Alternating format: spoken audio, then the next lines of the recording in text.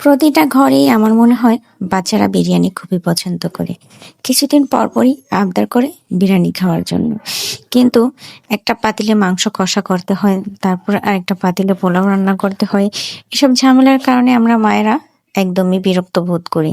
তো আজকে আমি একই পাতিলে সবকিছু রান্না করলাম। তো চলো দেখে আসি। তো ফার্স্টে আমি মাংসগুলোকে তেল দিয়ে ভেজে নিলাম।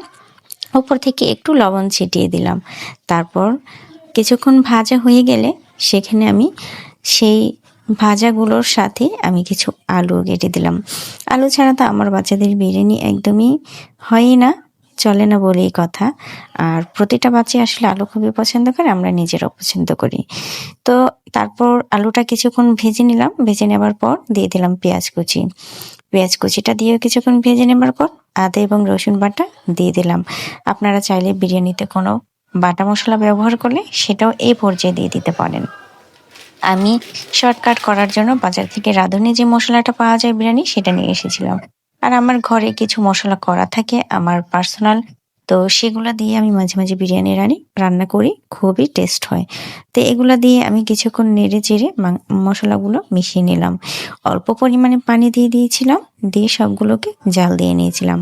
তারপর ধুয়ে রাখা সেই পোলাওয়ের চালগুলো দিয়ে দিলাম।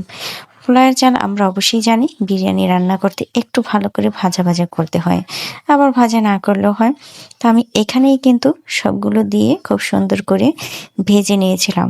আসলে ভাবতেই পারিনি এভাবে রান্না একই পাতিলে কোনো রকমের ঝামেলা ছাড়া, অনেক হাঁড়ি পাতিল নষ্ট হওয়ার ঝামেলা ছাড়া একই পাতিলে রান্না করা যায়। এটা যদি আমি রান্না না করতাম তাহলে হয়তো কখনো বুঝতেই পারতাম না। তো উপর থেকে একটু পরিমাণে তেল দিয়ে দিলাম। আমার মনে হচ্ছিল তেলের পরিমাণটা কম হয়েছে, আপনারা চাইলে ঘি দিয়ে দিতে পারেন। তো আমি এখানে পরিমাণ মতো পানি দিয়ে দিলাম।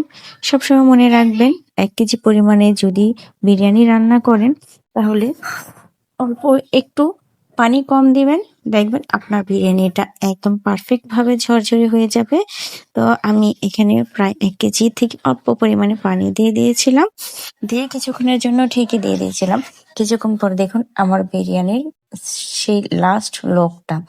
আসলে কখনো ভাবতেই পারি নাই একটাই চুলায় কোনো রকম ঝামেলা ছাড়া সবকিছু একটা পাতিলে এভাবে রান্না করতে পারবো। তো খুবই ভালো লেগেছিল। আর বিরিয়ানিটা কিন্তু খেতেও খুব টেস্টি হয়েছিল। কোন রকমের স্বাদের ভিন্নতা এখানে দেখা যায়নি।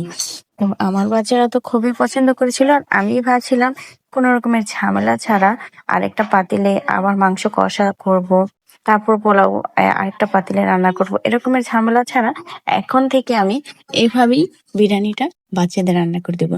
তো অবশেষে আমি এখানে সার্ভ করে নিলাম। আমার ছেলেকে যখন আমি এভাবে সার্ভ করে দিই সে খুব সুন্দর করে খেয়ে নেয় এবং সে খুবই পছন্দ করে এভাবে সার্ভ করাটা। আপনারা চাইলে বাচ্চারা খেতে না চাইলে একটু সাজিয়ে গুছিয়ে বাচ্চাদের সামনে উপস্থাপনা করবেন। দেখ